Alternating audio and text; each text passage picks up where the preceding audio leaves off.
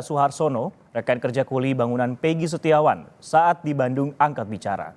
Suharsono menegaskan Peggy ada di Bandung pada 27 Agustus 2016. Bahkan Peggy mengantar dirinya ke terminal Bandung untuk pulang ke Cirebon.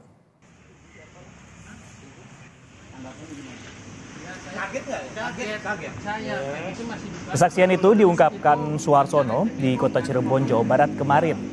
Suharsono alias Bondol menegaskan bahwa penetapan Peggy sebagai tersangka pembunuhan Vina dan Eki salah sasaran. Saat kejadian 8 tahun lalu, Peggy sedang berada di Bandung bersamanya. Di waktu bersamaan, Vina dan Eki menjadi korban kebutalan geng motor.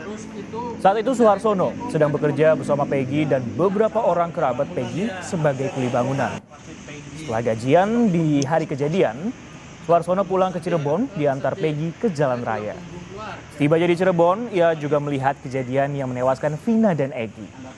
Setelah itu ia mendapat kabar rumah Peggy digeledah oleh kepolisian. Terus itu saya angkot ke Lui Panjang, mobil Godwill. Si Peggy-nya sampai ke angkot aja, nggak ke langsung terminal. Peggy saat itu memang ada di Bandung ya? Iya, masih di Bandung.